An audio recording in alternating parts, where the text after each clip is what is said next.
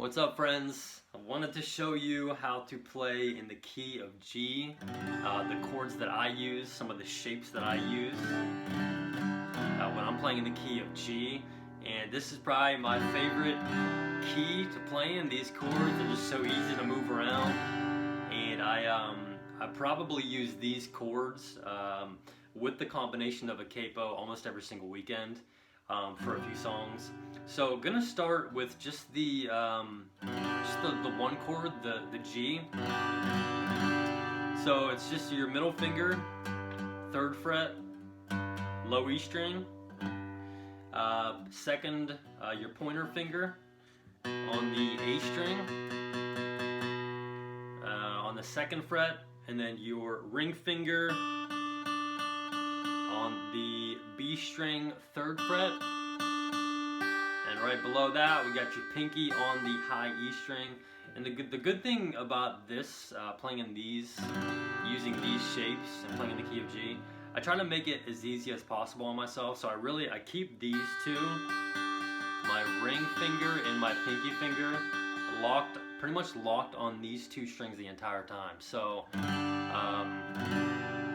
yeah, so basically going from our G, the next chord in the key of G is going to be a C at 9. And basically you're going to keep your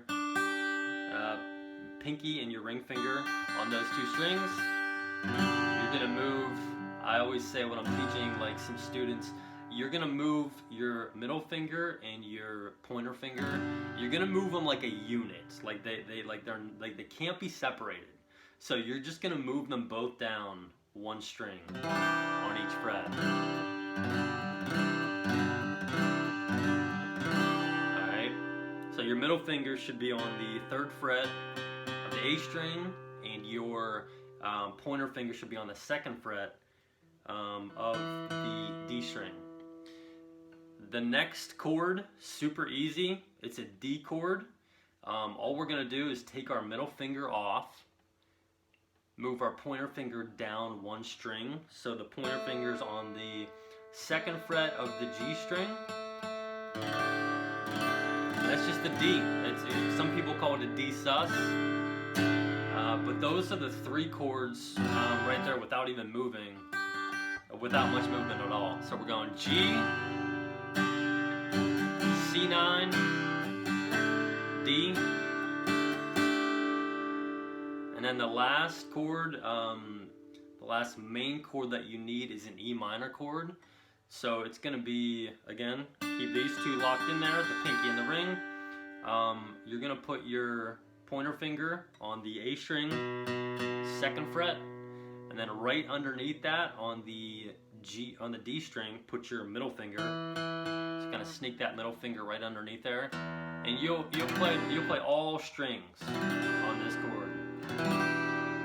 So we really want to hear that big old chunky and chubby E string. It's in E minor. Alright, so basically you have, you've got your one chord, the G chord.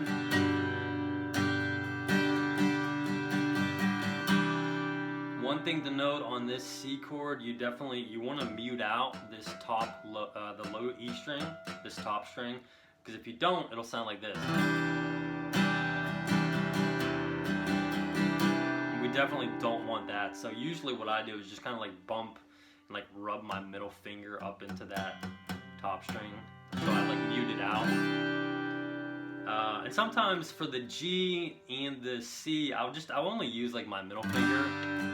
I'll keep my pointer finger off, and I'll just like mute out that string that the pointer is usually on. Depends. Some songs I like to hear have to be a little bit more full with that extra string, that extra note in there. Other times, I'll just throw that middle finger on and just mute the string out.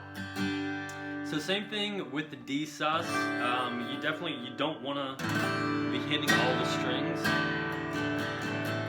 especially the top few. You want to, again, I'll usually put my thumb up here and mute that out. Another just quick, easy beginner trick is if you want to, you can go from this D sus just to a regular D.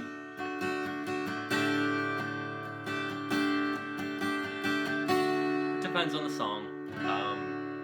I usually just go with the D sus, but you can definitely, there will be some videos where I just use this 3-finger D, or I'll play the D sus and then to a regular D.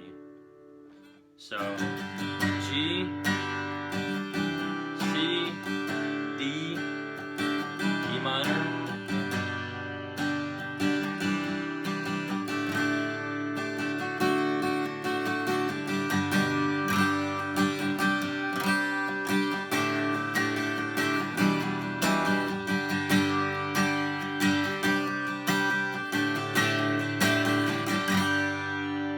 so a couple extra chords you'll probably need to know when you're playing in this key. D over F sharp, just adding, so your D sus chord, adding this thumb, or if you want to just change your positioning on your fingers there, just grabbing that low E string on the 2nd fret, D over F sharp. I think the only other chord you're gonna need is an A minor. So you can do an A minor, like an A minor 7 this way, where you just kind of have your 2 fingers on there, your pointer and your middle finger. But again, for me, that's just, it's a lot of moving around unnecessarily when you're playing in these chords. So the easiest way, and I actually think it sounds really nice too, the easiest way to play this A minor chord is just go to your C, your C9, and just take your middle finger off, and then mute this top string, and that's your A minor. I feel like a lot of people don't really know that chord, or this like shape, but it's so easy. And it sounds good too. So C, A minor, C, A minor, G. So anyways, those are the shapes that I've used over the years when I'm playing in the key of G. It kind of, again, I like to lock those 2 fingers in on the bottom and really not move them at all. It makes changing chords really easy, and I think it just sounds really, really good when you play it like that. So hopefully that helps. If you have any questions on these chords or the way I play in the key of G or the shapes, definitely just leave a comment below and let me know.